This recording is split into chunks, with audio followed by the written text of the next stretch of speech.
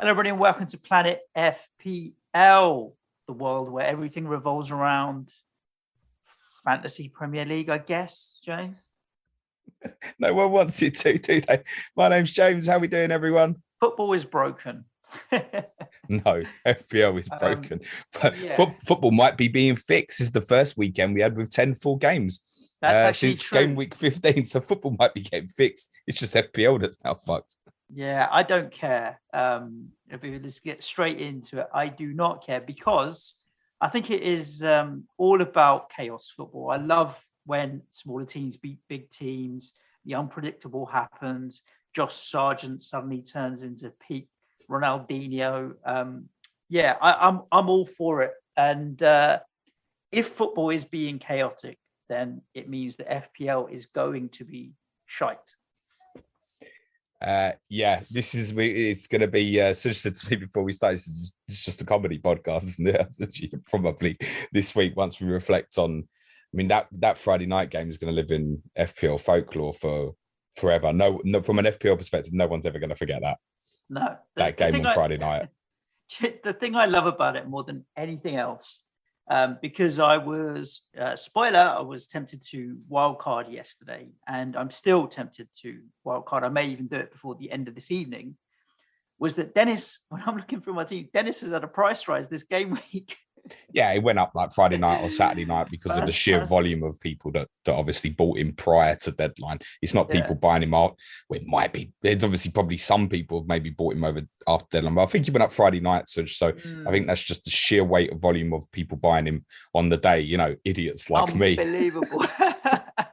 And not even that. It's like, do you know the ironic thing for you? Let's get into your team and talk about it. Is obviously you had Josh King as an alternative. And so doubled up and then moved the armband. It's like you can't make this stuff up, mate. Yeah, I did. Everyone get ready to laugh. I did a -4 on Friday.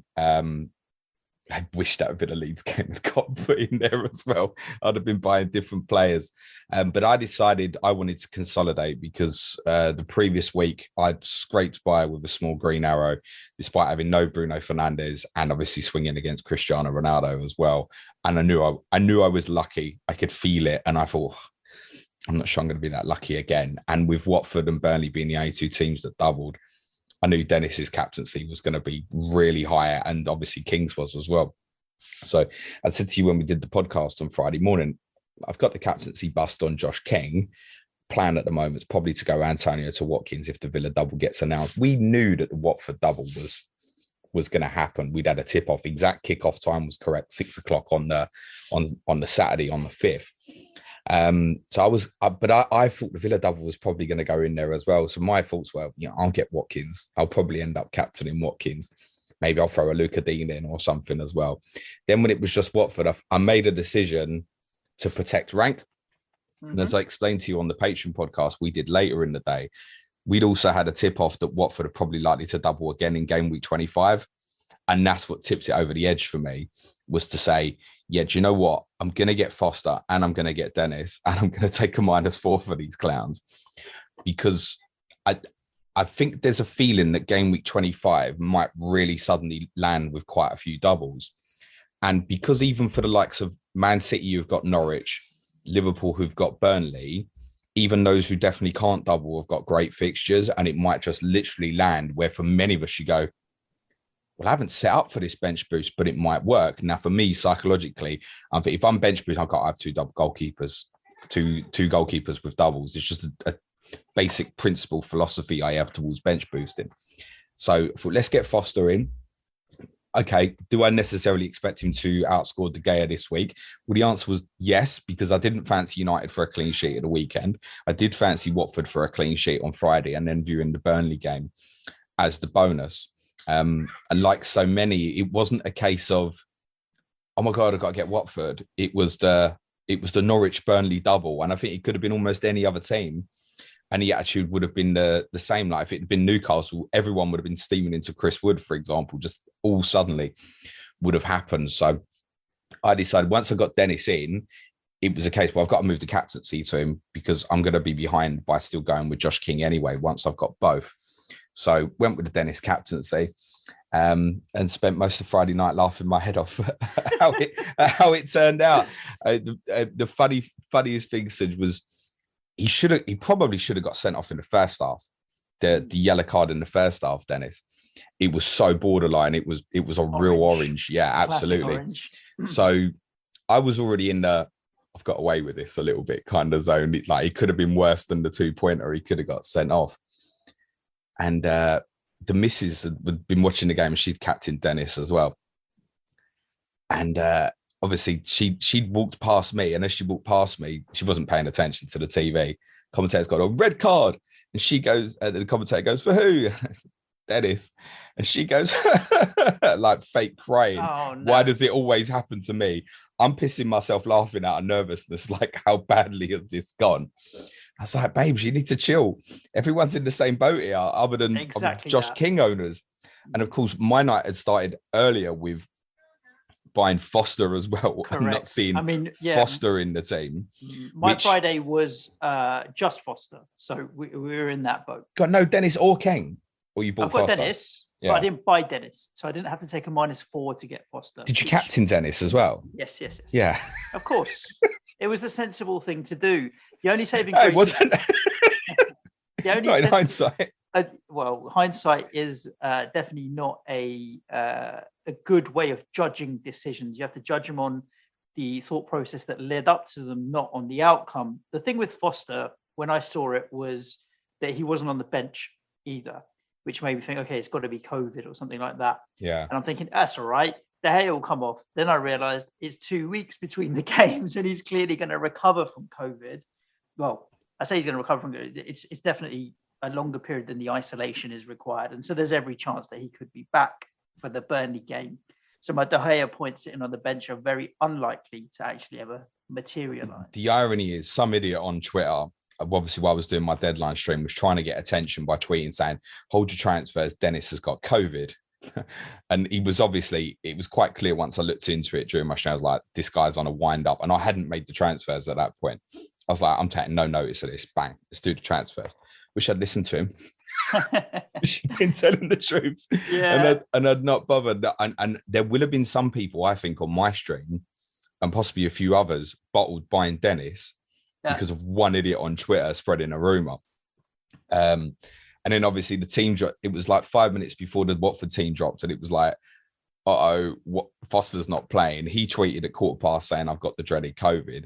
And a little bit like you think, oh, fine, I've got the Gea again. It's a wasted -4. No, of course, he's not going to have COVID in 2 weeks, is he? Although, as my missus said, because I think she's got him as well, she went, I hope he's got long COVID. Let's not wish ill on anybody. No, we don't wish that, and she's not being serious. But I would say on Foster Backman, it looks like Ranieri's going to get sacked in the next couple of days. And someone asked me on my stream as well, he said, do you think Ranieri will get sacked if it goes badly tonight? And I said, no, I can't see it, because I think they'll win tonight. The only way I could see it is if they lose like 2-3-0 at home and get booed off the pitch. Of course, that's now happened.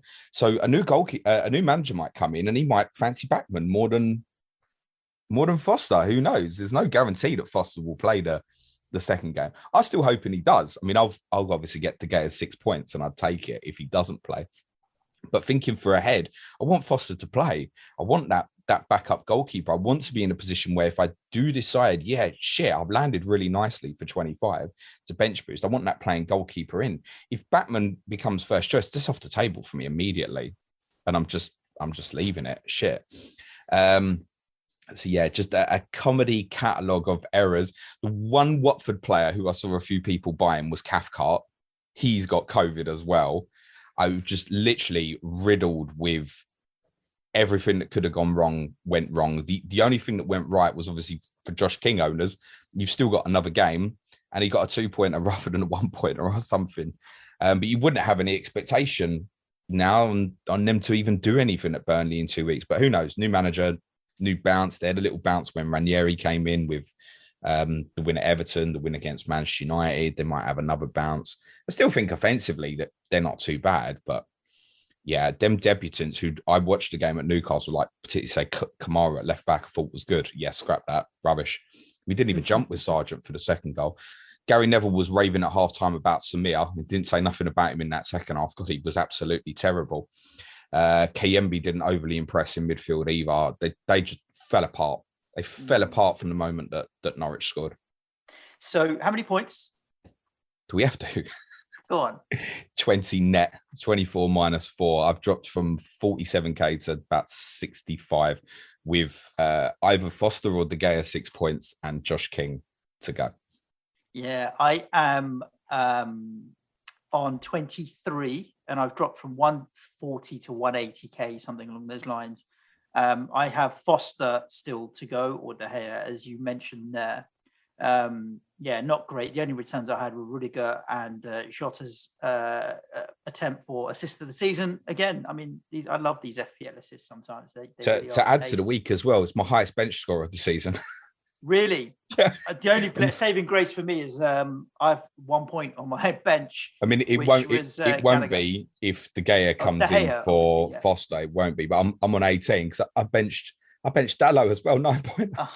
15. I got 20 points net. I had 15 points on the bench from Man United, West Ham, mate. My other 3 points are from Jacob Ramsey of Aston Villa. Could have been worse as well. Imagine if Diop had still played for West Ham instead of Zuma. Would have been, and I see so many people, Suj, begging for their Soufal points off the bench. And literally, even in the final game yesterday, summed up the game week. Marcus Alonso coming on with 3 minutes to go, blocked so many auto subs. Did it block you as well? Well, he blocked me from Conor Gallagher, which was a 1 pointer. So you don't care. I got a 1 pointer for a 1 pointer. So it was net fine. I am very close to pulling the wild card, James. There was only. Is it because of the week being so bad? I've seen more people talking about it since the weekend rather than before. Well, so if you look at my team as it's set up for the next week, Alonso and Rudiger out for 2 weeks with no fixture. Trossard, no fixture. And then I've got Ben Johnson, who hasn't been seen for a little while. Billy Gilmore, who's got no game. Dennis, who's now going to be suspended. He'll be back for 24. Right, okay, because he will miss the FA Cup game. He missed the Burnley game, wouldn't he?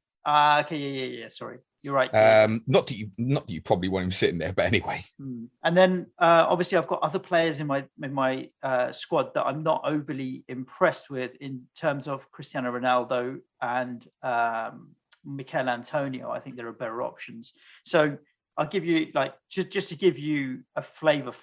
If I was to wildcard right now, I'd walk into Ismail Assar, Jose Sarr. Another Watford player, that'd be good. Jose Sarr ahead of David De Gea. Wolves I'm happy with long term. Out would go Ben Johnson, Marcus Alonso and Rudiger, and in would come Laporte, Luca Dean and Andy Robertson. Out would go Trossard and Billy Gilmore. In would come Alan and De Bruyne, and Jota still sits there. I'd have enough money to turn Jota into Salah. Sorry, I was going to say, elephant in the room, Salah. What's going on? Don't worry. I've in my wild card, I've put Salah in. I'm just not going to actually physically buy him. And out would go Antonio and Ronaldo, and in would come Ollie Watkins and Armando Broja.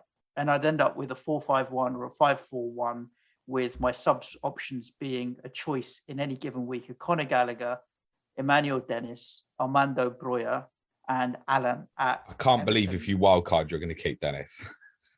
Well, Dennis for me is a £5.8 million player because of the price I bought him at.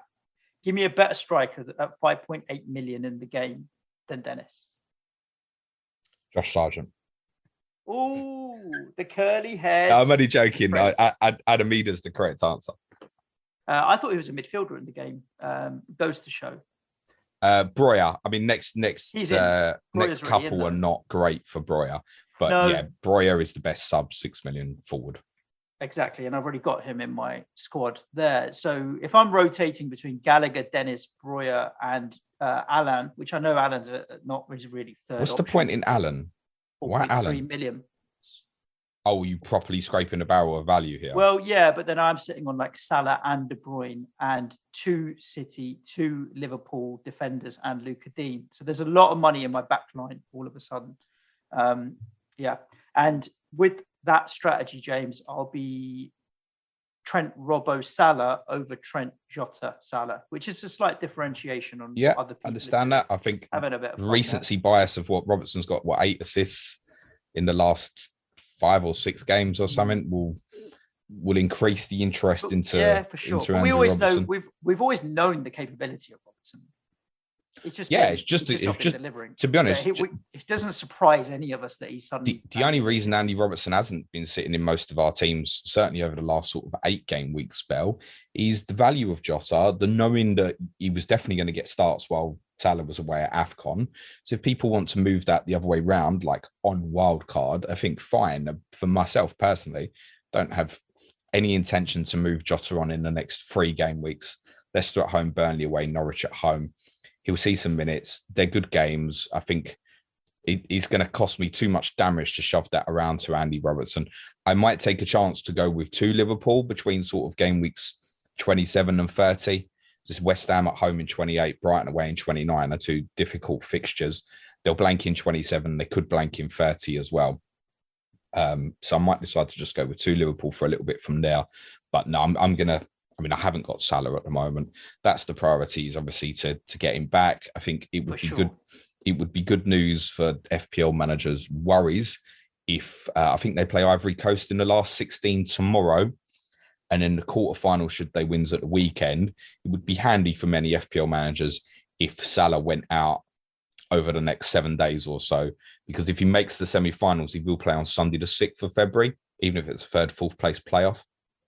Although Liverpool don't play Leicester till the Thursday, it's worth saying, on the 10th. So he'd be back on the Sunday. The ideal scenario for Salah to come back in and want to captain him in game week 24 would be Egypt go out in the next week and Senegal make the semi-finals. And the draw's really opened up for Senegal, who haven't performed well so far in AFCON. But obviously, if Mane's still there and Salah's coming back early, it would give you total confidence, wouldn't it, that Salah will go straight back into the team for the Leicester game. Yep. So in this episode, listeners, obviously, there is no games this weekend. We've got a short break now. The next set of fixtures is it starts on the 8th of February. It's a little way away. Tuesday the 8th, that's correct. Yeah, we've got Watford at home that evening. They may have a new manager then. I'll definitely be selling Dennis before that. I don't want to see him come to You just said you'd possibly keep him on Wildcard. It's only money. Can just say on that, on Wildcard generally, for people who want to do it, my advice would always be do it as soon as the deadline's open. Ideally would have been Friday night, nick your little price rises and stuff. But I think on this occasion, if you are thinking like you are, Suj, of doing it, I'd wait. Because over the next 10 days or so, I'm absolutely certain we're going to get extra fixtures added as potential doubles. We're definitely going to get the March TV fixtures announced before game week 24, which is not relevant to FPL. But I think with that, we will get additional games rearranged for certain midweeks that give us the pattern and the way it lands. So let's just say there's only 2 doubles in game week 25. And we think, from the information we have, we think Watford Palace and Manchester United Brighton are 2 games that are highly likely to go into game week 25. But if it's only those 2, Suj, you might decide all that throws you out and you don't want to do it. There's a few fixtures we think we might know for 26 maybe as well. Arsenal look like they're going to play in 25 or have a double in 26, probably against Wolves. We think Brighton Tottenham is possibly going into game week 26. Liverpool Leeds has long been muted as might go into 26, and it will be everyone triple captain Mo Salah if that's the case, because it would be Norwich at home, Leeds at home.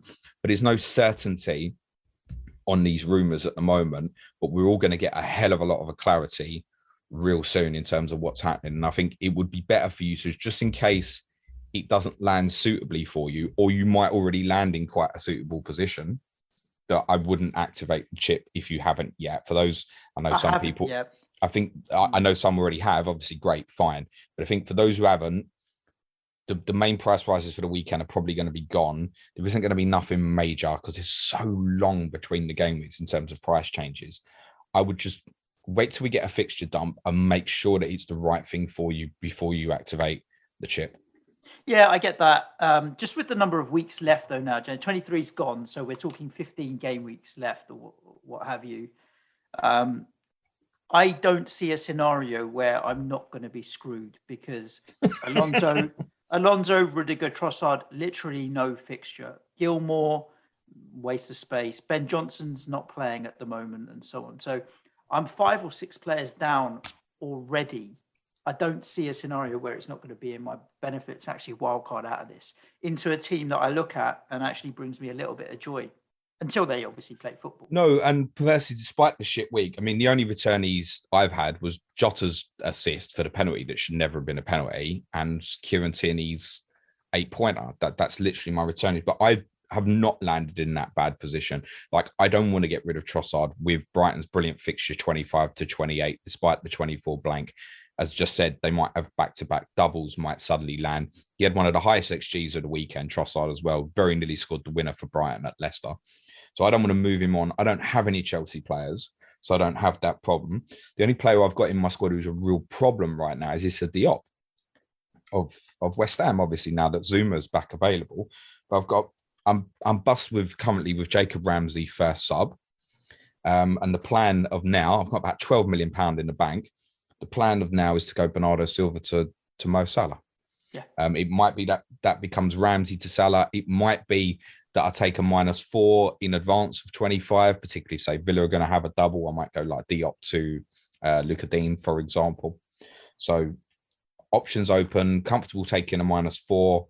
There's no way I'd be wildcarding at this point unless 25 suddenly looks, oh my God, like it's going to be one of the biggest doubles of the season, and then set it up for the bench boost might be a possibility. I'm kind of hoping that I might be able to land towards a bench boost without doing it is a possibility. Depends how 25 sits. Should we talk about some of these games? And as I mentioned, we'll try and do them as quick as we can because I want to get into some of the Twitter questions. I do feel like there's going to be some comedy gold in amongst them, mate. So Friday, Watford 0, Norwich 3. Credit to Norwich, to be fair, for going for Absolutely. it. We both thought that they would get beaten. That's back-to-back, not back-to-back results, is it for them? Yeah, they beat Everton in the previous game. So out of the relegation zone and looking like the team that we thought might have come up. My biggest faults, rather than the whole Dennis shenanigans, which was obviously it's obviously terrible on Friday night. My biggest faults watching the end of the game was I was so pleased for FPL Badger Mark, our Norwich correspondent and our Norwich followers, because as we said this a couple of weeks ago, starting to get a little bit uncomfortable talking about them because there isn't a Norwich fan that you go back sort of 3 weeks ago. So after they got battered at home by Arsenal and stuff, actually thought that they were going to get out of this. I described after the Arsenal game as in the honeymoon Dean Smith period was already over. They scored like 8 goals this season. No one saw them getting out of it. They've had a brilliant night on Friday night, particularly the travelling fans. Obviously had a party with their mobile phones out, trying to keep the game on when the floodlights went as well, just added to the drama. I mean, surely everybody watching the game was like, play football, like get on with it. It wasn't it had gone dark or anything. They all went out. It was just some of them. Yeah. That was Norwich's biggest away top flight victory since an Efenekoku 4-goal haul at Everton. I want to say it was the 93-94 season, I think. So great for them to have that brilliant away day. Back-to-back victories. We've blinked and suddenly they're 17th. And Mark's coming on Clash of the Correspondents this week to preview the game of 24 game against Palace.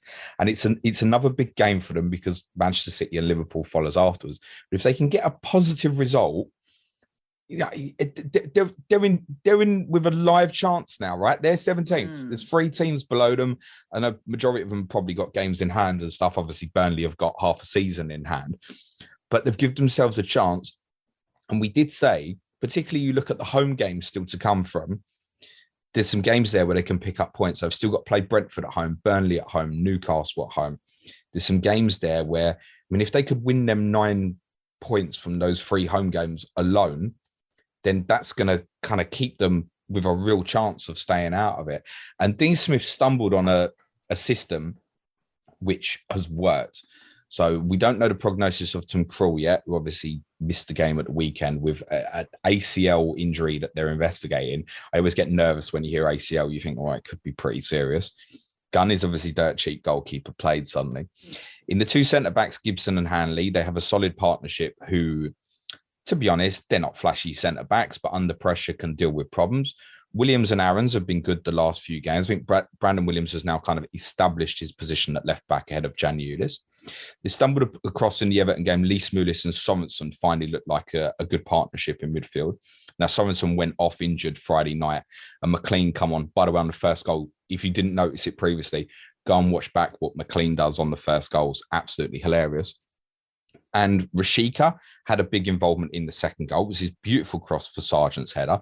Sargent, who is a player who's been derided on many FPL content creators podcasts this season, absolutely delighted for him. To be honest, yes, rightly, because I mean, he looked so bad. But I tell you what, it was striking to me watching the game Friday night, even before the goals. He was working his nuts off. And I did think, James, you're so critical of a player who's clearly trying. He's only 21 as well. He's obviously adapting to a new league and stuff. Took the goals great. The first one, it's a little bit fortuitous, but it's a brilliant finish. All I mean in terms of it's a little bit fortuitous was it was the only thing literally that he could do was try and stick his leg out. But it's a brilliant goal. Like, try it and you'll fail. We had an interesting debate in a WhatsApp group. Like, my point being that even if you mean it, it can still be a fluke, because if you're only going to be able to do that 1 in 1,000 times, it's a bit fluky. But he did mean it, and it was very instinctive, right? When the ball's coming in at that pace and he's at that body shape, it was the only thing he could do with his leg is flick it like that. But yeah, you can't argue with that as a finish. And really importantly, and I'm going to have a look at this for our advanced tier patrons, I'm talking tactics this week. Adamido is playing a really important role in that team, certainly has over the last couple of games, which is giving them something extra and additional up front. Listen, they scored 8 goals in the first 21 game weeks this season. They've scored 5 in the last 2. Admittedly, Watford scored a brilliant third for him on Friday night through Jan Kucha. But psychologically, just builds a little bit of momentum for him. I think Dean Smith finally landed on a kind of idea of what his best team is, and they've given themselves a chance and they deserve to win. But I have to say the quality of the game was, if I'm to be honest, I was going to say abysmal, and I might be being kind. It really did look like 2 teams at the bottom of the table. But Norwich won the decisive moments in the game. I mean, they still could have conceded, to be honest, once Watford went down to 10 men with the Sissoko offside goal. Cucho had a great long range effort. He's one that might annoy people during the double as well. Suddenly it's like Cucho and João Pedro up front. Where's Josh King? I don't think that will be the case, but it's not an impossibility. So look, great for Norwich. Really pleased for them because we've all battered them, and really looking forward to catching up and speaking to Mark on COTC this week. When it comes to Watford, it's a case of we've all probably got at least 2 now because of what's happened with the way the doubles have fallen. I don't know if it's necessarily panic, because by the time we get there could be a new man in charge. Strong rumours now that Claudio Ranieri is going to be shipped out. I heard on the radio at the weekend that the average lifespan of a Watford manager in the last 5 or 6 years has been 28 games. He's managed about 13 or 14 now. I'm surprised it's that many. He's halfway through his tenure, in theory. And if a couple have managed to last longer than 28 games, then someone's got to drag the average back down again. I do think, that there could be trouble there, potentially. The problem with Watford is I feel sorry for Watford fans in the sense that their model is kind of similar to Chelsea's, in the sense of it's not working, fine, change the manager. But unlike in Chelsea's case, theirs is modelled towards immediate success in terms of trophies, etc. Watford's isn't. Watford fans must be beginning to struggle to have an affinity and a connection with their football club when it changes so constantly. And on that performance Friday night, to be honest, a lot of managers are going to get sacked under that circumstance. But I'd love them to go and get a real kind of young up and coming man. Someone like Eddie Howe, for example, you could say, do you know what? I want to hang my hat on you for the next 3-4 years, whatever happens. It just feels like they're never going to do it. The ownership they could. Man. When Ranieri got appointed, we all kind of said January, February, basically. It was not a surprise. They could appoint someone else now. They might have another manager in April. It really wouldn't surprise, would it? So I have real sympathy for Watford fans in terms of how they must be feeling in terms of the long term of their club. We just bought Ranieri 3 new players. He was suggested in his press conference on Thursday that there probably would be more incomings. for who's buying the players, who's in charge. It's a bit of a mess. And after Burnley, it's a tough run of games on paper. West Ham, Brighton, Villa, United, Arsenal's a rough 5 fixtures. Now, 25, they're scheduled to play Brighton at home. If it's Brighton at home and Palace at home, I still think that's quite an interesting double, even though both of those teams are definitely better than Watford and both very capable of going to Vicarage Road and winning. It would be an interesting double still, I think, if it happens. So I know the immediate thought right now is, oh my God, I must bin out these Watford players. Just caution, right? You're all going to get to see probably Watford again at Burnley with a new manager. Just before the next deadline, just chill for the moment. Everton 0, Aston Villa 1 felt like there was a real uplift in Everton once Rafa had gone, not only because obviously there was a large majority of Everton fans that didn't take to him in the first place anyway, but Big Dunk coming in, and he's done it so many times that I do even question now, at some point, just give him a chance to do it. Just give him a chance to be the permanent manager. Now, we don't know whether he wants to or not. I do think he does want that job, though. The atmosphere in the ground felt like it was really, really upbeat, and they were all going to get behind the team because they planned to sit in afterwards against the board and what. And they did do it, yeah. It's a case of, for the 90 minutes, let's go for it and let's get behind the team. And which I think is absolutely the right thing to do. 100%. But then when you concede and then you're losing, the air deflating out of a balloon, and just suddenly, oh, shit. I felt for them, really. Aston Villa did what they needed to do. I don't think they were particularly outstanding, but right time that they got Everton. And yeah, it just felt like the air slowly hissing out of a balloon from the pre-match build-up to conceding to, we've lost another game of football here. I was, and they were unfortunate to miss a few players through COVID. So like, we don't know if perhaps Mikalenko and Patterson were going to play at fullback. I was surprised when I saw the team that they didn't put an extra man in midfield, particularly in terms of what we saw with how Villa finished the game against United. If they were going to play Coutinho and Buendia in that pocket, with the 3 midfielders kind of protecting the back 4 as well, in Ramsey, McGinn and Louise are all good players. It just felt like Everton were going to get dominated in that area. And although they didn't particularly, and actually Everton did have chances to get something out of the game in the second half, I really feel like it looked like a kind of bland, dated 1990s 4-4-2 that was going to get overrun in the midfield. Defensively, they don't have the quality. Yerry Mina being back is a big plus for them, as is obviously Richarlison in the offensive areas. I think Gordon has been one of their best players over the last couple of months, and it was a surprise to see him suddenly left out, although Townsend probably does have that little bit more X factor in his locker. But I was surprised they didn't kind of firm up that midfield area for this fixture. I've got DCL, and he missed one great chance, as did a few other players.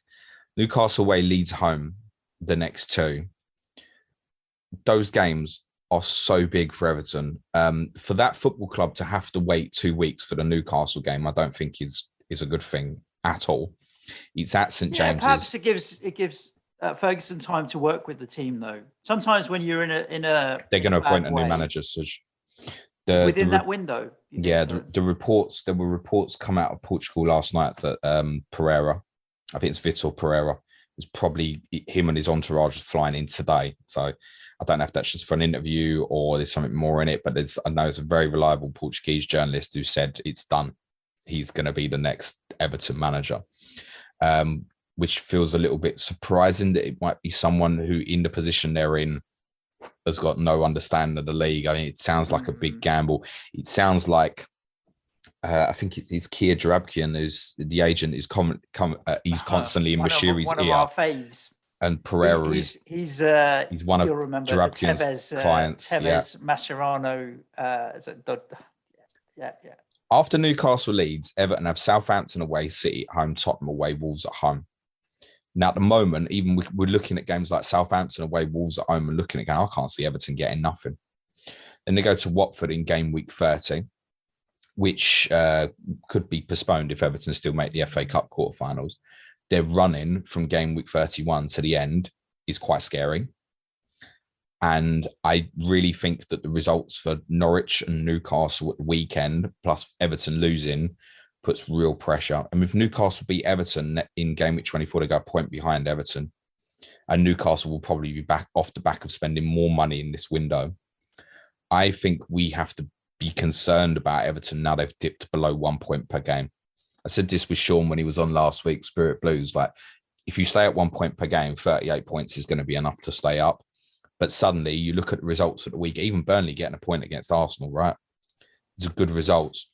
It's only Watford that's had the bad weekend and not caught up any ground. And Everton look like, if Everton lose their next 2 games, I'm really scared for them. Genuinely. But they should have the firepower in the likes of Richarlison, Calvert-Lewin. He's better than the other teams down there to make sure that they will win some games. We can't defend for toffee, excuse the pun, and the midfield's getting overrun in most games at the moment. They need to firm up. That's where they real need an addition at the moment for me, and the team is in the midfield area. Decore, I think, might have picked up another injury at the weekend. I don't know if that's bad or not, but I'm worried for them. That said, I don't want to move DCL with them next 2 fixtures, particularly if they're then 25. And it's worth saying, of the games Everton have got to rearrange, Burnley away and Newcastle at home are 2 of them. Leicester at home definitely can't go into 25. So if they did have a game rearranged in there, suddenly you could be looking at an Everton period, which is Newcastle away, and a double of sort of Leeds and Burnley, or Leeds and Newcastle again. So these next couple of weeks, absolutely massive for Everton. For Villa, I think just on Everton as well, vultures will be swooping. I really try and avoid their players, mate. Their players. DCL, I've heard, and I hate rumours. I hate transfer rumours, but a £60 million bid could be incoming from our place for that DCL, even if it's a 10% chance. I wouldn't be surprised if there's a bid from Arsenal as well, Frank. People will be swooping, and if they lose one of the top 2, front 2 in Richarlison or DCL, that not just from on the pitch point of view, like around the atmosphere at the club, we're selling one of our best players will be real trouble. So they really need to keep. I don't think those 2 players will move this month. I don't either, unless the money that comes in is absurd, where even Everton fans would go, if someone bids like 80, 90 million for Calvert-Lewin, then I think even the Everton fans would look at that and go, that's pretty monstrous. In terms of me buying Calvert-Lewin, I obviously bought him a few weeks back. And the regret is it's a principal idea that I have. Don't buy players who return immediately from injury. It's not been happening for him yet, but I don't intend to move him with them next couple. But he's also not a long-term player. I would not be buying new Everton players at this stage. But if Everton do land with a double of 25 of, say, Leeds and Burnley, then Calvert-Lewin and Richarlison are instantly going to become quite interesting very short term for a few people, perhaps even for free hitters. I mean, it's the other thing, 25. It's free hit possibility, particularly for those who've got 2 left, I think, maybe, rather than actually buying these players at the moment. Villa. Went with, I didn't think Coutinho would start, and there were strong rumours on the morning on Saturday that he wouldn't. Then there were stronger rumours near a kickoff that he would. I wasn't convinced that Gerrard would leave Danny Ings straight out of the team, but that's how they're going to go. That back 3 with the 2, Coutinho and Buendia behind Watkins. And there's a few kind of sub 3, you mean? So midfield 3 of Luiz is the kind of anchor. He's basically a 4-1-2-2-1, if you want to be factual about it, because the 6 attacking players, if you will, if you want to include Luiz as an attacking player, although he plays as an anchor, they all play very narrow. So Ramsey and McGinn just play to the side and slightly ahead of Luiz. Then you've got the kind of 2 outside 10s of Coutinho and Buendia, and then you've got Watkins up front. There's a couple of really interesting things from the spin-off of that. One is the width is completely coming from the fullbacks. And in Matty Cash and Luca Dean, they have 2 offensive fullbacks who are going to be capable of returning FPL points in many upcoming games if that's the system that they work with. Villa have a brilliant run of fixtures: Leeds, Newcastle, Watford, Brighton, Southampton. I would have slight preference for Dean over Matty Cash, but I don't think there's a lot in it. And also, I know there's been a lot of rage. You say that, I was going to suggest, what's your thoughts on Luca Dean in terms of set piece taking over? Well, just part that. It's exactly that, right? It's the slight thing that gives him the advantage. Advantage. Also, obviously a lot of people have been going crazy about Coutinho. I watched back again for our Talking Tactics video I did last week, the period of the game when Coutinho came on. And I found it interesting that when Dia's levels went up immediately, once I think he had another kind of intricate creative player around him. And there's a lot of talk of Coutinho at the moment. Buendia's 6.2, and he's quite interesting. And I think he's gone up a level with Coutinho coming in. And it might be that all the noise is Coutinho and Buendia is the differential one who sneaks in and is the one that might get the returns. I mean, Coutinho is not a big enough price to be put off by him, but actually, Buendia might do as well as him over the next few weeks. Villa have 6 or 7 really interesting FPL assets at the moment. I think that system is possibly bad news for Jacob Ramsey. Yeah, I was with you on that. I'm sitting there thinking that Watkins and Luca Dean, assuming a wild card, are a given for me. I'm definitely going to be bringing them in. What I do with that third Aston Villa spot might be nothing, because if I go Jacob Ramsey, then I'm cutting myself off from getting Buendia or Philippe Coutinho if I decide I want to. And as much as we talked about it in the last episode, Ramsey had returned 2 out of the previous 3. He hadn't returned for ages previously. If you want a 4.6 million midfielder who plays week in, week out and might get... He's absolutely brilliant, yeah. Fine. Third on your bench, go for Jacob Ramsey, sure. But then remember, if you're going to go Watkins and Dean or Watkins and Cash, you're cutting yourself out from Buendia or Coutinho. Both are well priced. So I may skip on Jacob Ramsey and just like an Allen or an even. I still think he's the best one rather than, say, Dewsbury Hall or Moda at the moment. But I'd also be conscious, say, if you're wildcarding, I'd be conscious that you could suddenly go with like Ramsey, Watkins and Dean, for example. And I think if you're wildcarding now, there's every chance you are going with Free Villa. And then you've blocked yourself off of Buendia or Coutinho, for example. So I would, in that case, possibly look at, say, Dewsbury Hall or Jakob Moder of Brighton instead. That formation is probably going to restrict his attacking returns, but he is still the best in and around that value. Like, he'll get the odd one. He's good enough to be a regular starter for him. But when he was of real interest, he was basically playing in a front three. Now you've got him playing kind of a wider central position in a midfield three, where a lot of his work, and the same applies to John McGinn on the other side, is to be very cautious of protecting against counter-attacks when Dean and Cash go really high. Yeah. Let's keep it moving then. Let's talk about Brentford 1, Wolves 2. And I was sitting pretty on my triple Wolves defence in our -56 league that we run with our patrons until Ivan Toney decided to score. Wolves will be particularly happy as they kind of continue to quietly march up the table and keep picking up points. They're doing really well. They're doing absolutely brilliant.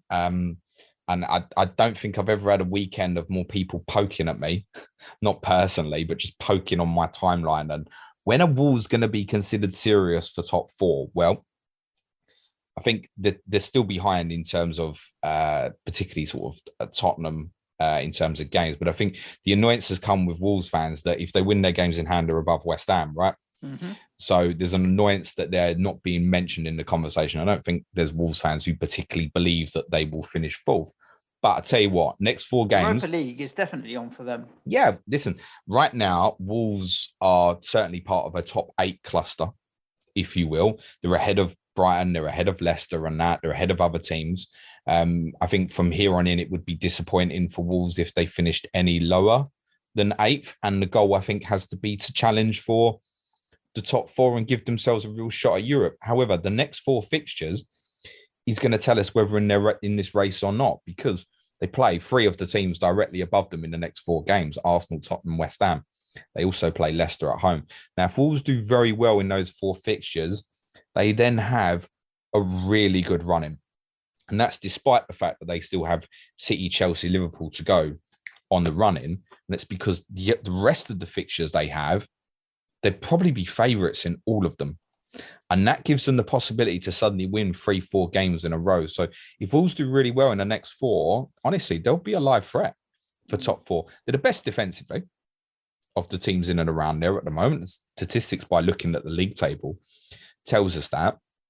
I think it's probably not right time for them from an FPL perspective because those fixtures are tricky. It's difficult to, although they're great defensively, it's difficult to look at an Aït-Nouri or a Cody or a Kilman and decide to buy one of them at the moment rather than, say, a Luka Dean. That would be my only point.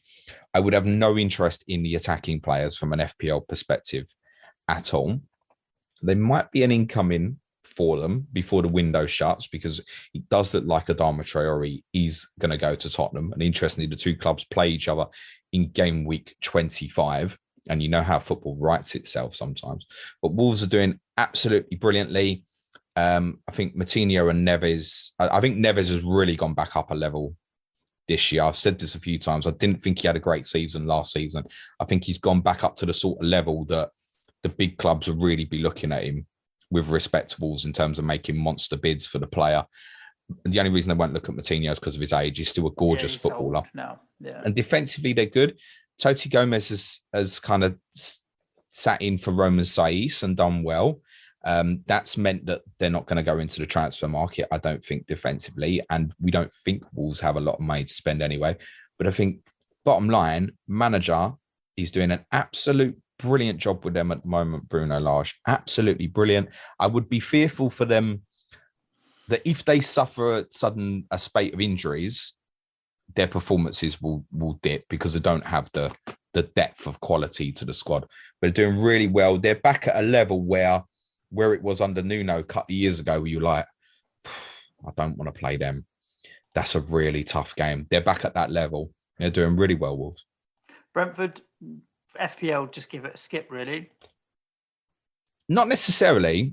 Tom's going to come on, Tom Med's going to come on next week to talk prior to the Man City game. And obviously, look, no one's buying Brentford players ahead of the Man City game. But you look at the fixtures afterwards, Palace, Arsenal, Newcastle, Norwich, Burnley, Leicester. There's a really good run for them.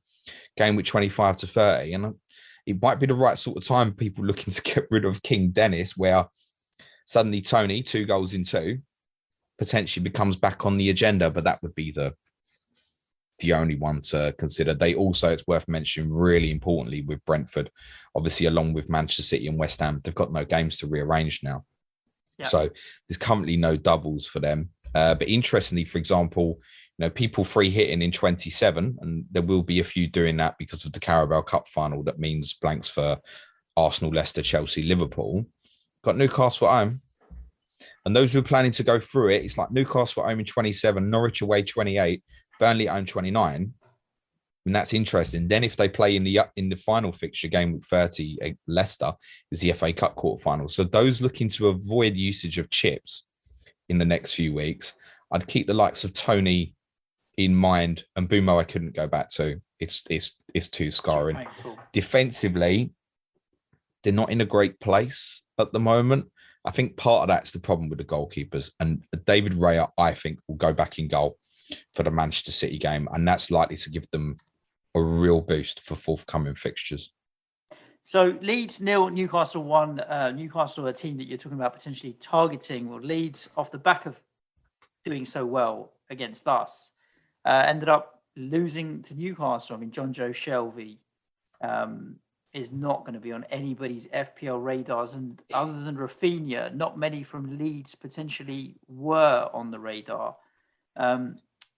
Yeah. No, I mean, from an FPL perspective, we can do this quite quickly. It's Rafinha or no one from Leeds. And now that Newcastle fixture has gone, it looks like a tougher run of fixtures for them. I think Villa away and Everton away next couple are really important. Leeds have another good kind of spread of fixtures between 29 and 32.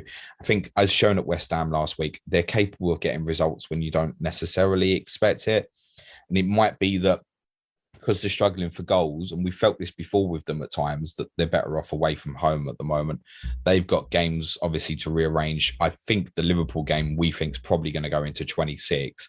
Suddenly, if you put the Villa game in 25 as well, could be Villa away double-double, then Tottenham at home, Leicester, Norwich, and suddenly it looks like a good run for Leeds. So keep Rafinha in mind. I wouldn't consider anything else. For Newcastle, just need to get some players back, though, don't they, really, from injury? Well, yeah, I mean, Bamford's had another setback, foot injury now. I don't think they're probably going to make any moves in the transfer market. As long as they've got enough bodies fit, they'll be okay.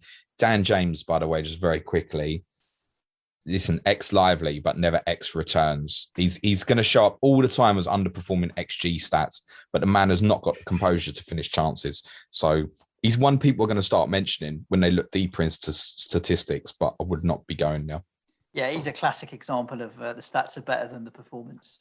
For Newcastle, massive win, and now about to go into Everton at home and Villa at home. I don't think there's any interest in their players from an FPL perspective at the moment. Just noting Chris Wood, I think he won more headed duels than any other forward in a Premier League game this season, which is interesting because when I only saw the clips that were on Match a Day, I watched it and I thought, Wood doesn't look fit, you know. But actually, Eddie Howe spoke about him after the game and statistics back up that he did a really good job for them. I won't be looking at Newcastle anytime soon, but they're going to do some business in the next week. 100%. No, they're going to spend some money. They got it. There's no doubt about They've that. Definitely got it, and they're definitely going to spend some of it, even if it's a case of loan for Jesse Lingard, that sort of thing. So it might, right now, looking at it, no interest in Newcastle, but it might come around quite quickly that if Lingard goes there and they suddenly got a double or two, then it's potentially quite interesting. Yeah, and I think that's highly likely because what I've heard more and more is that United don't want to give Jesse Lingard out to anybody in and around the top four, so West Ham, Spurs, whoever else. He's not going to sign a new contract, so it's got to be a loan deal. It just feels like it'll fill 6 months for him, keep him fit, and in the summer he can sign with whoever he wants. It sounds like he'll probably go there, maybe on loan because his United contract's up at the end of the season, then he can do what he wants, or Newcastle give United a bit of money, which I think if Manchester United are going to let him go, it's within their interest to sell him, even if it's for 3-4 million or something. Sell him. 3 million was the loan fee, mate. United wanted 3 million. But I'm sure Lingard's contract is up in the summer. If that's the deal, it's effective transfer, isn't it? Basically. So I understand that he's probably likely to go there with a guaranteed release clause. Obviously, if they do get relegated, which will be cheap, so he can leave for like 10, 15 million. Newcastle then make a profit on the player as well. It sounds like a deal that's probably going to work for everybody. He's 6.7 at the moment. I don't think you'd steam into that. No. Even with them fixtures, even if he is suddenly there. If he was joining West Ham or Spurs or something, then perhaps, but not if he's joining Newcastle necessarily. Yeah, but I mean, Newcastle are now unbeaten in 3, so a little bit of momentum, and let's see. I think psychologically big for them, that clean sheet going ahead and actually winning the game. And actually, towards the end of the game, Leeds ran out of ideas a little bit by the looks of it, and Newcastle could have well got a second. And Manchester United 1. West Ham United 0. That was no intention. Man United 1, West Ham 0. Do you think that's top 4 done for you? That was our best performance of the season. Are you just Pep Guardiola here, or by far the best performance of the season? I really thought I was going to do the podcast title around Watford, but you might have just convinced me otherwise. Come on, talk to me about this performance on Saturday.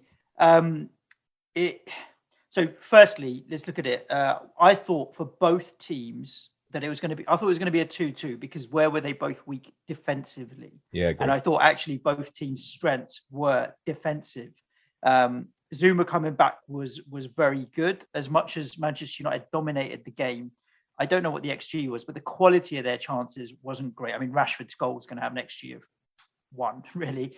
But other than that, despite them dominating possession in and around the midfield, there was not really anything that was getting them in behind with good quality chances because we defended better than we have for absolutely ages.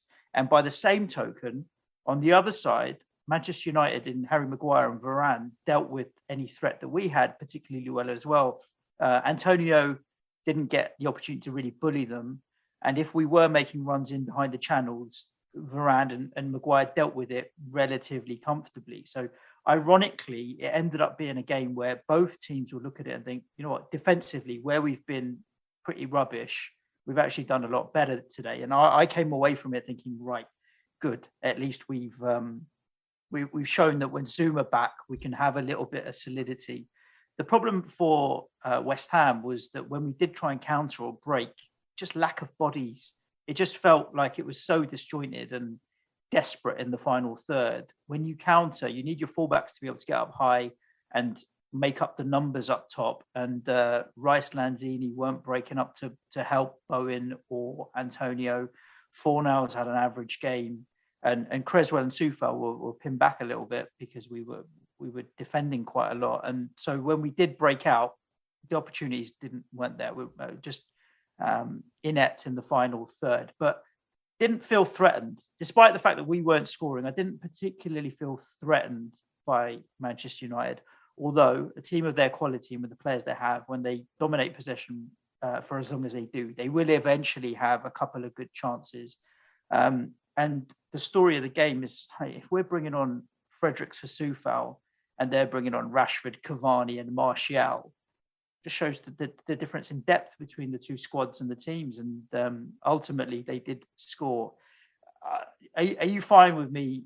I know you're going to be fine with me. Moaning about the offside decision. No, alienating and losing all of our West Ham listeners. I didn't think it was offside. I told you on WhatsApp. I saw it and I seen the pictures. VAR has shown that it's onside. I can't believe the outrage to it.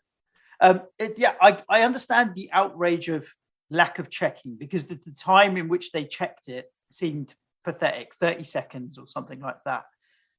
When you've seen good if they're doing it quickly, too bloody long normally, but also be thorough about it. So the fear was, are they being thorough? The outrage was big clubs always get the decisions and VAR don't check. How can are you saying you're not a big club? I thought you were massive. How can it? Massive is smaller than big. How do you quantify? I think massive is better than bigger than big. Like things going on screen on the I don't know. I'm going to upset you. I was watching on a dodgy channel, and I don't know if on some of the foreign channels they show the VAR lines being drawn and all that, which they were doing on Sky and what have you. So I can understand how people are like, hang on a second, like literally 30 seconds. It's been given. Where are the lines? Show us, right? We want transparency. That's all we ask for from VAR. But I would say I've seen the images, and because of the angle of the picture, it looks offside. It looks no. Well, you've got to look at the line of the 6-yard box, and I think it's very clearly the image that kind of still is taken from it does look like Cavani's offside. They absolutely concede that, but they're not fucking anyone over here, right? Like that they've checked it. It was the right thing to do. So how many times have you seen it? Where sometimes you go, oh, that's on, and then the two lines have dropped and he's off, or vice versa. And I just feel like this was another one. No one was mugging anybody off. It wasn't, it's Manchester United. They've decided to move the line. Listen, that's how they've calibrated it. No one's bullshitting there. It's very close. It's unfortunate for West Ham that they conceded so late, because I think it happened in a moment where Fredericks goes to support Bowen on the right-hand side to try and win the game. The ball turns over. Then Fredericks is high. And Souček was also, for whatever reason, and I didn't watch the game, you would know better, was at that moment was in a real centre forward position. So suddenly, right at the end of the game, you were completely outnumbered. And that's how the goal came about. And it's obviously unfortunate. And you look at it and you go, you lost twice to United in the last minute. Yeah. This season, the difference of them points. I know it's only 2 points difference to you, but it's 4 points worse off for Manchester United. Then it's a 6-point swing between the two teams, isn't it? So correct. A sickener when you're in direct competition with them. But Watford at home next when it comes round, and maybe we'll speak about this next week, Suj. But with Mo Salah back, I think Jared Bowen offers a real competitive captaincy option to Mo. Oh, yeah. 24. I would say, like, if I'm going to summarise the FPL from the game, I'm not overly interested in much at Manchester United, even Ronaldo or Bruno, mainly because I don't see them particularly being prolific in games and racking up big returns. And from a West Ham point of view, we were never looking defensively unless you budget on the Diops of the world, who's lost his place now, let's be honest.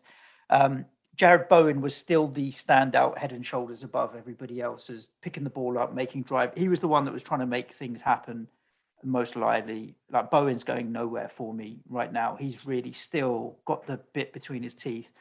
Antonio, I haven't seen him bully a defender, which is what I would have wanted him to see him do against Harry Maguire, particularly, for a long time. Like, really get up close and like just give him a bit of rough and tumble. I haven't seen that for a little while.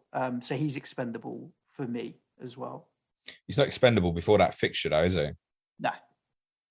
Watford at home, we rarely lose 2 games on the bounce. We've just done it for the first time this season. Watford at home, Crowd will be behind him. Moyes was fuming at the end, right? Fuming, and understandably so. I wouldn't want to be Watford in that home game, I'll be honest with you.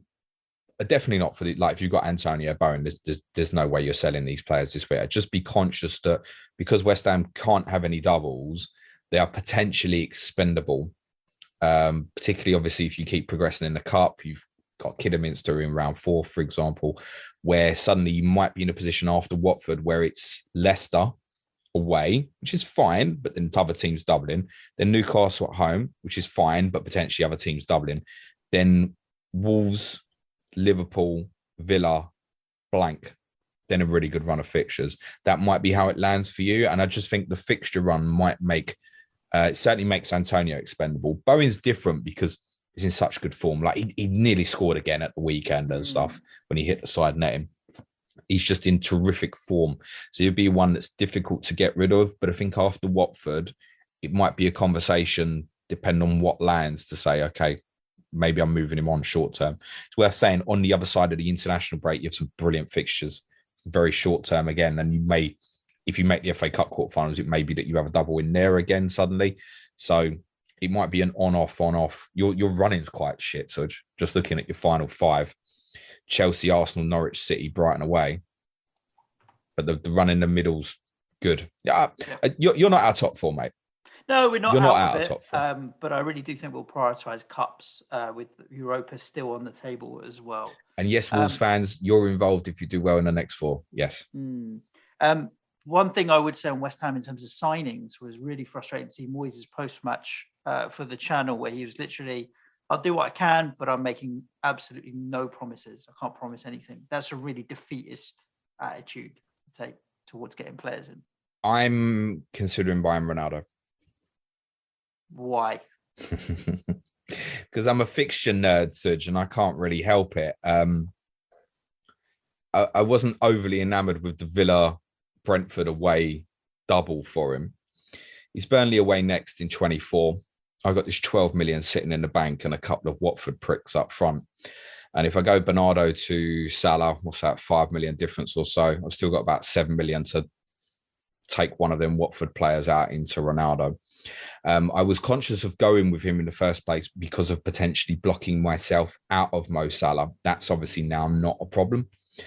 And if they have this Brighton fixture added in 25, we are potentially looking at Burnley away, a double of 2 home games, which I think is important for Ronaldo, of Southampton and Brighton, then Leeds away on Watford at home in blank game week 27. And it might be a case that if I decide I don't want to buy, if I don't want a free hit in 27, I think I'm going to want Ronaldo. If I decide I'm still going to free hit in 27, I might go against him. But I must say, I think if I can take a -4 of Bernardo Silva to Mo Salah and Emmanuel Dennis to Cristiano Ronaldo, that might just be a Hail Mary of a well worth it -4 possibly. He's no way he's worth that value. I'd say the same at the moment about Harry Kane, but the very short term for 4 game weeks, I wouldn't give up on him. If you've got him at the moment, I wouldn't give up on Ronaldo. Unless you need to sacrifice him for Mo Salah, I wouldn't give up on him yet. Let's talk about Southampton 1, Man City 1, which was Manchester City's best performance of the season. Yeah, I don't know why he was so bothered after the game. But you know what it was, James? It was the he said it, and then obviously the report comes back with really, and then it's the eyes where he looks at you and he's like, by far. And he's like, fuck me, his eyes were like. He does that. It's like when he gets questioned, his arrogance really comes out. Yeah. Look, I think all he's tried to do here is, and they did play well. On a different day, City win 2-3-1 or something, particularly with them chances in the second half. Although Southampton could have been 2-0 up before City had really started in the game. And it's one of them where I think he was just trying to deflect the result. I think, of course, he's all it was. They were on obviously a real big streak, and there's probably an annoyance that they've not gone and broken 20 games or something like that. And he's just kind of deflected it away from the players. I didn't think he needed to. It's like, I've got Brentford and Norwich in the next 2. They're still in a very comfortable position. Obviously, yes, look, Liverpool have pulled 2 points back on them. But I don't think City should have any concerns. I think the concern with City more at the moment would be in games like that, it looks like it's not one of the forward players that's going to score the goals, i.e. Grealish. You never had the feeling watching the game at the weekend, Grealish playing kind of false nine, that he was going to score. I think City's easy fix for this is actually to go back to playing De Bruyne as the false nine and bring Gundogan back in the team. I think will give them a little bit more offensively. Now, in City's case, you look at them next two fixtures, absolutely incredible. Brentford at home, Norwich away. Then it's Tottenham at home 26, Everton away 27. I mean, with City, the fixtures don't matter so much anyway. But Champions League is restarting. They've got the majority of players back fit. We're going into rotation period here for Manchester City. Yeah, agreed. Although I think defensively, I'm still happy to have Cancelo. And I was originally thinking about adding Laporte. You mentioned a player that you had that dropped out of my mind, actually, which was Kieran Tierney. And Kieran Tierney is like 0.7 cheaper than Laporte, which gives me a bit more wiggle room in my midfield financially. So I may actually not go double defensive with Man City. Kevin De Bruyne, I think I'm going to get him on Wildcard, you know. I'm not convinced. I mean, he's great again at the weekend. He feels like he's back to in his best moment. Fitness, mainly, more than anything else. Yeah, but I'm not. I mean, he's 12.2 million. He's only half I'm a not million convinced. cheaper than Mo Salah. Let me ask you then, serious question, right? You were talking about if you wildcard going De Bruyne and Mo Salah. Okay. So I ask you then, if say United have that double in 25 of Brighton at home and Southampton at home, who are you captaining that game week? And that's worth saying. City got Norwich and Liverpool got Burnley. I'd go Salah. Even though there's a double for Ronaldo. Yeah. It's Brighton at home. Brighton are a really good team. This is why people are looking at 25 as possible bench boost, because the fixtures, even for the singulars, are absolutely brilliant. Yeah, I agree. I'm not high on United, mate. I'm just not. If I get in that position, I'm captain Ronaldo, I think. Because Salah plays at Burnley 3 days before they play Inter Milan in the Champions League, and City play Norwich. It is easily a game that City could rotate in. So I'd be going with Ronaldo in that case, if that's how it drops, rather than and what you're Salah saying is the sensible thing to do, but I don't know now. I just don't think being sensible is worth it in this game at all. Yeah, I mean, Southampton, Kyle Walker-Peters is a great goal. City's lack of doubles makes investing in them, despite these next couple of fixtures, really difficult. They will, in my opinion, if I look at City's fixtures, I think they could probably go and win the next 8 games or so and not even bat an eyelid, and they'll go and score 20 to 25 goals over that period, but there'll probably be 8 or 9 different goal scorers. I don't see a De Bruyne or a Foden or a Grealish or any of them. You got Riyad Mahrez going to come back into the mix next week as well. I don't see any of them being the one that I can really put my hat on and go, you're going to go and score 5 game weeks in a row, like Gundogan kind of had that spell. I think they're going to share the returns about, like this time last week, for like everyone was talking about Sterling. Oh, Sterling's got 4 in 5 or something, couple of blanks, and already I'm saying, I can't wait to get rid of Sterling. The Man City player that I want to buy the most in my squad right now is Emerick Laporte. Yeah, that's the person I've most got my eye on, but it's probably not going to. It's probably not going to work for me. And quite conceivably, look, we've got Brentford and Norwich inside 3 days. John Stone's going to play one of them games or something. It's not worth me thumping in, I don't think. No. And from a Southampton point of view, can we sum it up as Breuer? We can. And I think all I'd say is there's a lot of people, again, want to go and rage out the Watford players, perhaps don't have money in the bank, need to find a little bit to get to Mo Salah, looking at it and going, it's definitely Breuer, isn't it? Okay, look, it's Tottenham away, Manchester United, the next 2. Then they've got a really good run of fixtures, Southampton, from 26 up to 31, particularly if they're available in game week 30, which they may well be because they're scheduled to play at Burnley, who are obviously already out of the cup. So Breuer on radar, but then I just ask you to think about his perfect example with the Watford players. Let's say Watford have got West Ham away, then double of Brighton at home, Palace at home. Do you want to move Dennis or King out now for Breuer when they've got Tottenham and Manchester United away, when you know actually straight after Watford's double, he's the obvious one to go to because that's the beginning of Southampton's run, if that's how the fixtures fall. So again, it's another case to say, just sit. Breuer, 26, massive circle all day, mate. Want some of that. Arsenal 0, Burnley 0 was the great kickoff to Sunday. I mean, Arsenal had chances and could have, should have won it, but Burnley do what Burnley do, and they've ground out a draw.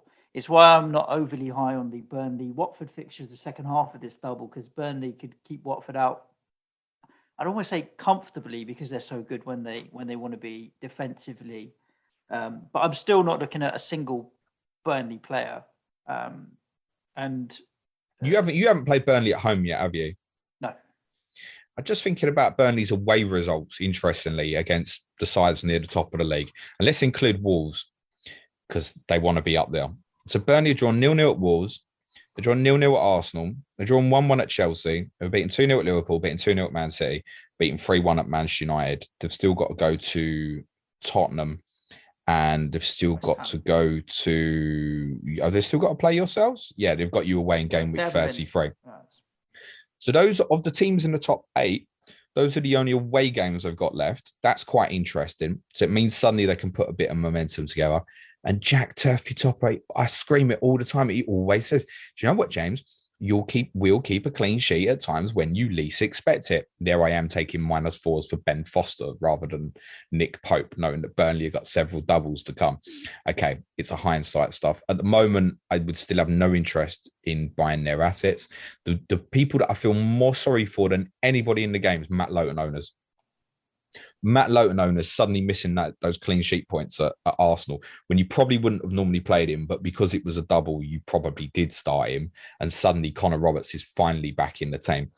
It's a really good result for Burnley because of the absentees. There's no Charlie Taylor available either. And obviously they haven't replaced Chris Wood yet, and we don't know if they will replace Chris Wood. They've got rough fixtures, Burnley. The real key for them might be, and in terms of why I said it might not replace up front, is they'll have Maxwell Cornet back soon, won't they?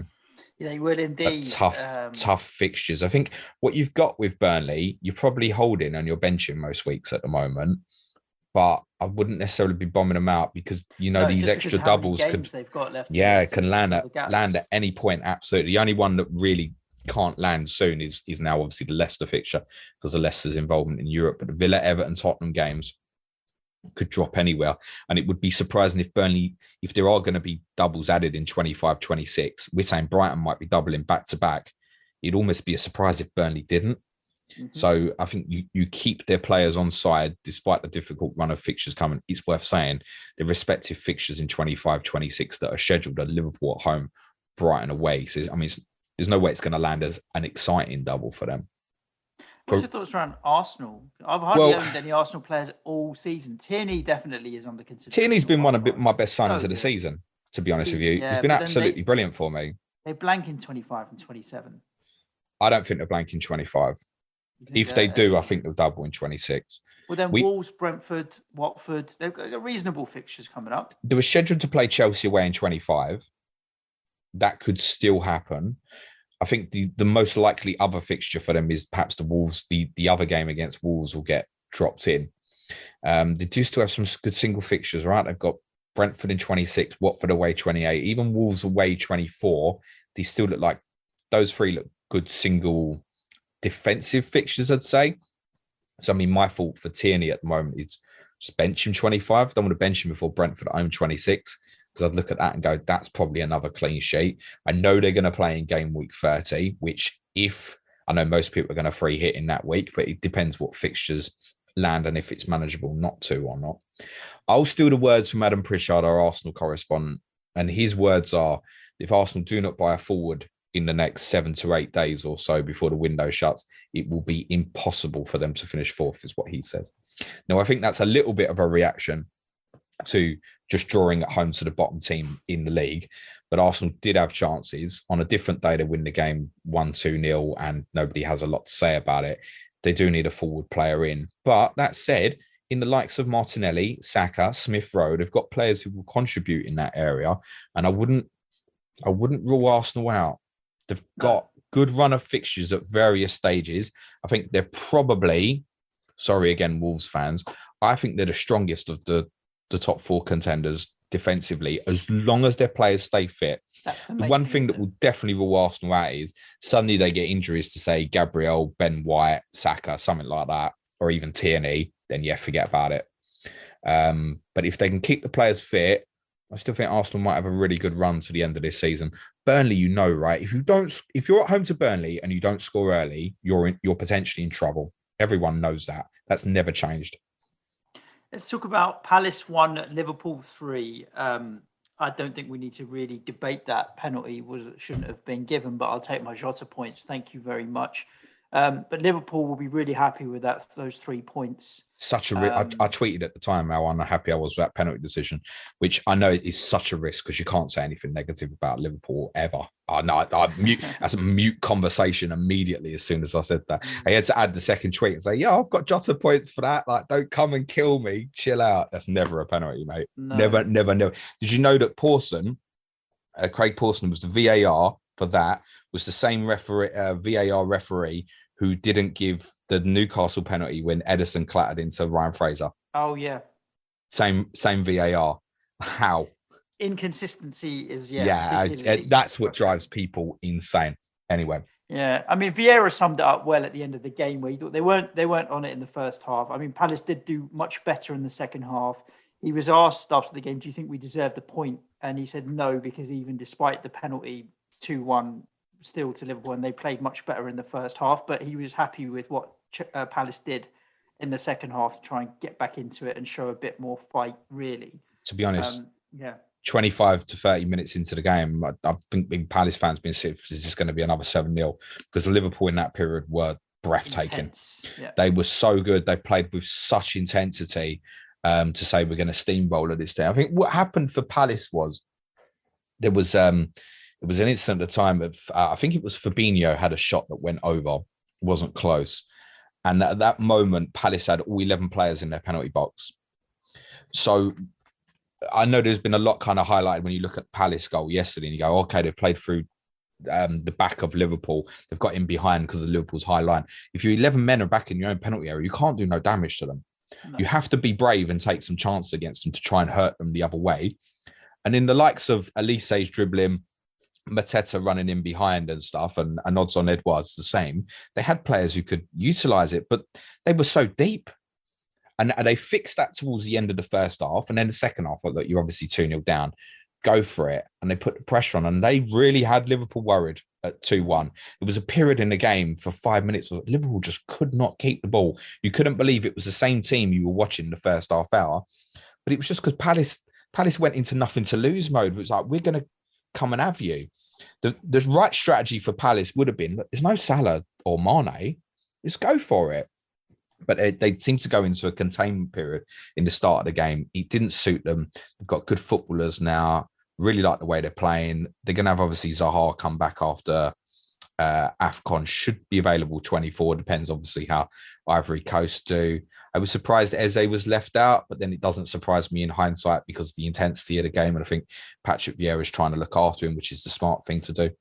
Interestingly, Mateta has kind of appeared from nowhere since they tried to get the game at Tottenham postponed because of COVID.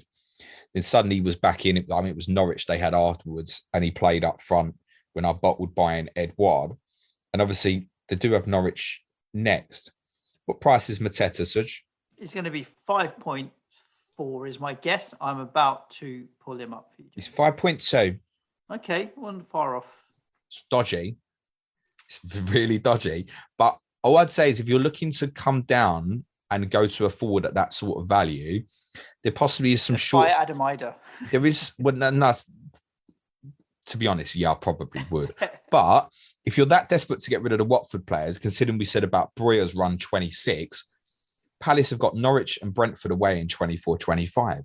Maybe Mateta, very short term, as kind of link chain transfers, might be something you could consider. Personally, I would not be going there, but I bet he's the one. Mateta is the one in game week 24 who no one owns again. Elise is the player that you want, though. He's the player. And of course, to throw back in, we've said we think Watford Palace might go into 25. Well, maybe we should all be in target Watford zone rather than target Norwich. And suddenly, then you're looking at Norwich away in 24 for Palace and Brentford away and Watford away in 25. Now, they're all away games, but the nice fixtures. Michael Elise, I reckon, is someone who is going to help facilitate people get Mo Salah back into their teams in the next week. If that Palace-Watford fixture is announced, he is right on my radar. He had the highest XA of any player at the weekend. And we know his attacking returns per minute is exceptional anyway. So Michael Elise, and he's a joyous player to watch as well. I think he's the sort of player, if he's in your team, you're going to enjoy watching him. James, Conor Gallagher played 90 minutes. What do you think his baseline BPS for 90 minutes was? Massive. Go on, tell me. -1. Oh, that's the BPS he finished on, -1. Yeah. Okay. Yeah. That's not his baseline. You don't get it. No, you need to look at what he did in the game to understand it. I just don't know how anyone could get minus points on their cause. So what was Elise's BPS? Go on, have a look. Treat yourself. Elise is, where is he? 5.4 million. I've got him right in front of me. His baseline BPS was 18, James. Stop saying baseline. Well, I mean, the like BPS points score as opposed to how many bonus points he actually When got. people use the term baseline BPS, they mean to say that they'd start at kind of a high, like Cucurella. He's kind of starting at high BPS baseline. I mean, it's underlying BPS. Baseline point. Call it underlying. As Pilaqueta historically has been someone who starts with a high BPS rating at Chelsea, for example. So that's the kind of final conclusion BPS. But that's interesting. At least say 16, 18. Gallagher, -1. I'm not. If I had Gallagher, I would not move sideways to Elise. But I think for people looking at investment in Palace, yeah, interesting. Elise, he's right on my radar. Right on my radar. Brighton play at the weekend, by the way. Brighton, yeah, drew at Leicester. You know, they always do. What was the score? Mate, basically, this is just a rule of thumb. We have an in-joke on our Patreon podcast on Fridays that basically I predict Brighton to draw 1-1 every week, almost irrespective of who they play. Whenever I don't, they draw 1-1. It's literally what happens every single time. So do you know what? When because we think Tottenham might end up going there in game week 26, I'd say now I'm going to predict like 2-3-1 to Brighton because I'll take the 1-1 at the Amex now. That'll suit me absolutely fine, mate. Yeah, Leicester 1, Brighton 1. As said, look, they could suddenly they obviously blank in 24, so you're not buying a Brighton player now. But the 25 to 28 fixtures, Watford away, Burnley at home, Villa at home, Newcastle away, are good, and it might start from that period immediately, possibly with back-to-back doubles. So you're sitting there with Lamptey, like you're sitting there with say Lamptey, Alonso, and Rudiger, for example. Sell them Chelsea players first, honestly, because you might want him back. Cucurella, therefore, right on radar for me, 25. High baseline BPS, Suj. Trossard's going absolutely nowhere for me. I'll take his blank this week, unless I get a dump of fixtures and there's no doubles for Brighton, in which case I might move him on. But as I said, when I bought him last week, I was looking at that 25 to 28 period and I want him in there. I'm ready for it. And he very nearly returned again yesterday. I think Neil Maupay will be another strong one to consider. Honestly, we joke about him a lot. I think that's a really good kind of dip in and dip out period for him. His returns are beginning to look a little bit more sustainable. I don't think Danny Welbeck being fit at the moment is a bad thing for Trossard or Maupay. I think it gives them a different option of a different player who can get attacking returns and take some of the load off them. Jakob Moda is getting more and more minutes. I spoke about him a lot in pre-season that he might be the 4.5 million one to keep an eye on. And I think he is one for wildcarders should really consider Jakob Moda. Even though they're blank this week, I'd possibly consider him over Dewsbury Hall at the moment. The problem with Moda that's a little bit scary is if they had a double, would you trust him to play twice? No. And they've had Lallana out injured, Basuma at AFCON, Mwepu out injured. And suddenly, if you put them players back in there, the minutes for the likes of Alzate and Moda are potentially getting limited. Cucurella, Lamptey, Trossard, Maupay, and if you've got Sanchez as well, obviously, I think when we sit down next Monday and we might hopefully have some fixtures, might look like a lot more interesting, even though they have a blank. They were the more likely winner towards the end of this game, but didn't play to their usual self in the first half, which is possibly credit to Leicester, who I obviously battered on this podcast on Friday. It says a lot for Yannick Vestergaard that Daniel Amati has come straight back into the team in his place.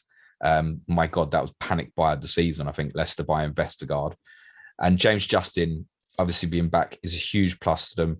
They changed the system to a back four from the back three, which gave Tielemans and Dewsbury Hall more help in midfield. That was an absolute necessity because they would have got overrun in there based on what I saw in the Leicester-Tottenham game last Wednesday. And ironically, although it will feel a bad result and they've let the result slip again at the end, actually, in Leicester's circumstance, I don't think that's the worst result against Brighton, actually. But it feels like they're not going to be able to challenge for the European spots, Leicester, I think. I mean, like, at the moment, they're not as good as Wolves. I think they're probably a little bit too far adrift.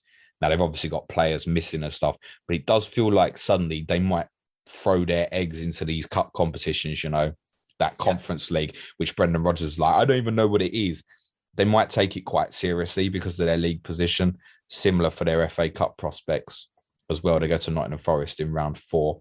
They've got 3 difficult fixtures coming up: Liverpool away, West Ham at home, Wolves away. And again, because of that Conference League involvement, Leicester are not going to have doubles in the next few game weeks.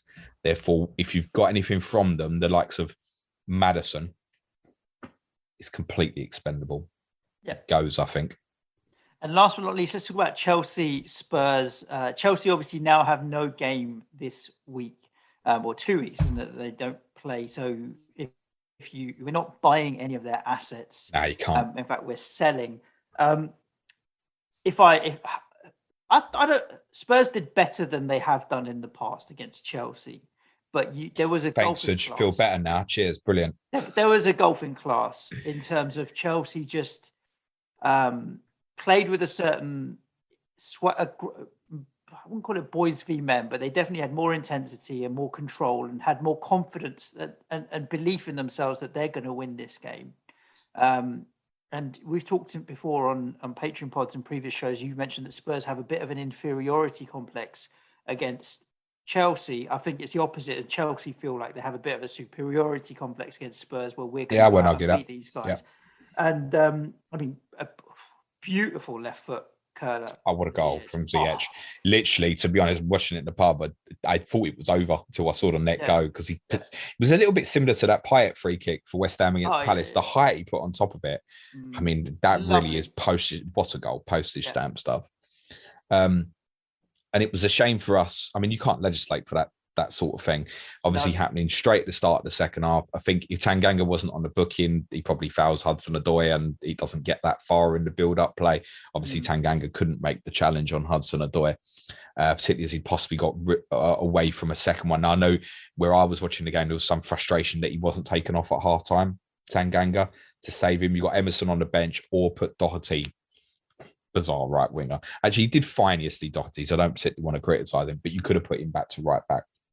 I might have upset a few West Ham listeners by saying that I thought it was not offside. Did you? You obviously tweeted that you thought that Kane, it should have been given as a foul.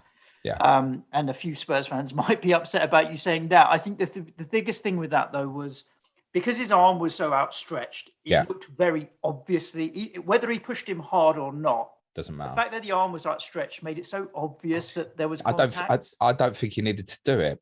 I think what happened was he didn't think Thiago Silva was going to step away from him. It was like Thiago was over covering for perhaps Kane making a near post run, which actually Harry doesn't do that much. Whereas I think Kane thought Thiago was going to stay close to his body. So it would be like a handoff. You kind of put your hand on the back to make sure he's not leaning back into you. But because then the distance between the players, it just looked like a push. Listen, reality is, it's not really a foul. Would you get a penalty for that? No. Has Thiago dived? Yes, probably. Would it have been the right decision? I wouldn't say he's dived. Made the most of it. Okay, mate. He's dived. It's fine. And I'm not saying, by the way, that he's dived and it's not a free kick. I'm saying that I think it is a free kick. He's pushed him. You're right. He's taken advantage of the situation. If a forward did that the other way around, you would say he dived. Yeah. I think Thiago's dived, and reality is, though, Kane's put his arm into his back. It was never going to get overturned. I don't have a problem with it. I'm watching the game and Gary Neville screaming, "That's never a foul" and stuff. And I'm thinking, well, he's whether he's pushed him hard or not, he's pushed him, and the referees give the decision, and that's the end of it. It felt soft, but I don't overly think it would have made much of a difference to the final result anyway, because I think we just got ourselves into a position we were really struggling to get out against Chelsea. We certainly had some better moments in the first half than we had in the two cup semi-finals. I know why Antonio Conte picked a back four, and I think Harry Kane gave the game away in his pre-match interview. I knew what I was going to watch when he said, "We're going to try and win the game in the second half." He was saying to me, "We are getting to half-time and we're taking a 0-0. That's what we're going to try and do here." So at half-time, we've got to 0-0, and I'm thinking, great. And then actually you're looking at it and going, well, can he put Lucas on for Doherty, stay within this system and really go for it and try and get Chelsea on the counter-attack? The problem was they scored. Then the counter-attacking, he's obviously unavailable because Chelsea will let Tottenham have the ball. And as he's trying to make the substitutions, Chelsea scored again to make it 2-0. And then it's game over and it's completely flat from then. It was, as I said on COTC, the absolute perfect fixture for Chelsea. The irony was, looking at social media pre-kickoff, every Chelsea fan was unhappy with the Chelsea team and every Tottenham fan was unhappy with, the Tottenham team. And I'm looking at it going, yeah, but they're still much better than us, whatever they've picked. Mason Mount, I thought in the first half had a huge influence in the game in terms of his positioning. Chelsea played 4-1-4-1 basically, rather than this 4-2-2-2 we had seen a bit recently. It was more of a 4-1-4-1. Jorginho played more of a kind of role we'd be familiar with, say, Calvin Phillips, with no one near him, whereas Chelsea in the previous games had flooded kind of boxes of the 2-2s in the games against Tottenham in the Cup. This was different. This was pinning Tottenham back really high to make sure there was a disconnect between the midfield and Tottenham's front two when they did have the ball. So it ended up becoming it was like flat four for Tottenham, then massive gap between the two. And you haven't got a creative player who can link that. Tuchel has been absolutely magnificent in these three games against Tottenham in terms of how he's tactically implemented the way Chelsea have played. And when they've had moments where they've kind of struggled a little bit, and yesterday I was really happy at our time. I thought we had half a chance. He's done things in games which have affected them. He's top level. Conte, it's fair to say, because a few people said, if Mourinho picked that team yesterday, he'd be getting absolutely slated. And that's correct. And that's the point I tried to make on the Tottenham podcast we did after the second leg against Chelsea. The team Conte picked was unacceptable. Now, we're not kind of privy to whether the likes of Skip, Lucas, Emerson Royal, whether these guys were half fit, injured, fit enough for 20 minutes, whatever, but I did not agree with changing the shape. After that shape, the higher from the Leicester game was so big that I think if Tottenham had played that way again and lost 2-0, the fans would be far more accepting to what happened rather than what they watched yesterday. So Conte has to take some responsibility for what happened yesterday. It felt a bit like a scream for help. No Ali on the bench, no Lo Celso on the bench. We'll talk about it more on Tottenham. Looks like they could all be going, Suj. Yeah, indeed. With Ndombele, obviously. That Tottenham is a nice segue to just quickly plug our Patreon. If you do want to support the show, get additional content. One of those shows is Tottenham, where we go into more detail on Tottenham and West Ham. And it's not boring about just Tottenham and West Ham. It's sort of a fan's perspective. We have a bit of a laugh with it, as well as a whole heap of other content. Patreon.com/Planet FPL. I'm sure you will have heard it before. We'd love to have you as part of our community. That's a wrap on the games, James. I have been through all the Twitter questions, of which 90% are just literally why in capital letters, why. But there are a couple of questions in there that are interesting that we are going to answer. But before we do, I'd like you to tell everybody what they have to look forward to for the rest of this week, sir. I shall. People's poll vote for tomorrow's podcast available till about 6 o'clock. There are 3 options for your choosing. One is, how is Brexit impacting the transfer market? Second option is, could the Premier League be facing lawsuits from clubs due to their COVID rules, which may be about to change? And the one thing that's scaring them is the potential lawsuits. And third, Derby County. We've been here before, Suj, but I think we need to be here again. Are they a week away from extinction? Those are your 3 topics to vote. Wednesday's pod is a Sky Fantasy Football podcast. We're going to do a definitive watch list, Suj. Unless the fixtures drop before Wednesday. I'm I suspect it probably be more later in the week. Thursday's clash of correspondents, I've said, is Norwich versus Crystal Palace, FPL Badger and Mig Tavis. I'll be streaming on Friday. It's going to be lunchtime, going to be earlier this week, probably 12 p.m. UK time with my Ask James stream. Intermediate and advanced tier Patreon podcast this week. Suj, Q&A today, Tuesday quiz is going to be on Newcastle United transfers. Wednesday will be Tottenham. Thursday, the wife's coming back on. Do another Q&A. You can ask my missus anything you like. It's probably going to be the end of my life. And on Friday, Suj, we are going to look at FPL on our differential show. We're going to look at the best 3 FPL assets from all 20 clubs, i.e., if one of them suddenly dropped with a double tomorrow, which 3 would you go with on a free hit? I.e., with Watford, that would obviously be none. But we're going to look at all 20 teams anyway and have a laugh of it on Friday. Good. It sounds like a nice week of content, and looking forward to it all.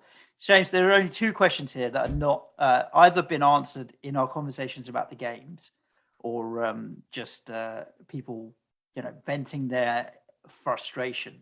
The first is from Money Mace FPL, and wants to know, James, were you the one who threw the crutch from the upper south stand yesterday?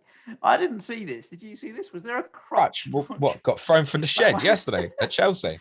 I mean, I wasn't at the game yesterday, so it definitely wasn't me. But I mean, that is, why do people throw things? Oh, you've seen that again at Everton on Saturday. Yeah, but that's not one person throwing 6 bottles, is it? No. It was like 6 bottles on the pitch. It was clearly some lighters and coins and stuff as well. There's a whole group of people down. It's like one's gone and it's like open field. Oh, we can all throw something. That's disgusting. Keep your shit off a football pitch. Seriously. Yeah. Nothing needs to enter the field of play. Thank you very much. And the other last question is from Pierre. It's a non-football related question, James. Belgian beer or Belgian chocolate? Beer. I'm going to go chocolate. I'm not drinking much of that. I mean, to be honest, I've had 2 beers all year so far, and a beer can do more damage to my waistline than chocolate can, just by the volume that you can consume. So I'm going to go with the chocolate, mate. I am going to. Really? I'm not shy with chocolate either, mate. But some of the beers are pretty damn tasty. Belgian chocolate for me, Belgian beer for James. Listeners, we have gone on for a while. It's a long episode for you on a Monday, but there's no other football to watch this week. So when people normally tell us, James, that they listen on 1.2 and 1.5, listen on 0.5 and you can make it last twice as long. I'll say one really important thing before we finish, actually. Yes. Many on the Twitter community will be aware, but perhaps people not in the Twitter community won't be. There are hackings of FPL teams still ongoing. Yeah, a lot. And I've been made aware, and I know a lot of people say, it's people linked to, they had accounts with hubs and stuff. I've had a number of DMs from people this weekend who have reached out to me, who have never been affiliated with any other kind of alternative FPL website, never given their email away, and they're getting hacked because their passwords are weak. Please, if you have a weak password, please change your FPL password. I would recommend having uppercase, lowercase, numbers, what do you call like the exclamation marks and stuff like that? Punctuations. I'd have all that in minimum 15 characters. I'm not going to bullshit anyone. My FPL password is now over 30 characters because it's getting silly. Mm-hmm. So please protect your FPL teams. Indeed. And what I might suggest, James, is because we're giving that public service announcement of 1 hour 40 into the pod, snip it into the beginning, because I think it's really important. And we know that only that 3 or 4 people, Stian being one, listen all the way to the end. Now, if you can't be bothered to listen to the end, and it's tough. Listeners, thank you so much for your support with the show. We do hope you're all staying safe wherever you are, and we'll be back at you tomorrow. Ciao for now. Thanks, everyone. Be nice to each other. No early transfers. Cue music, please, man child.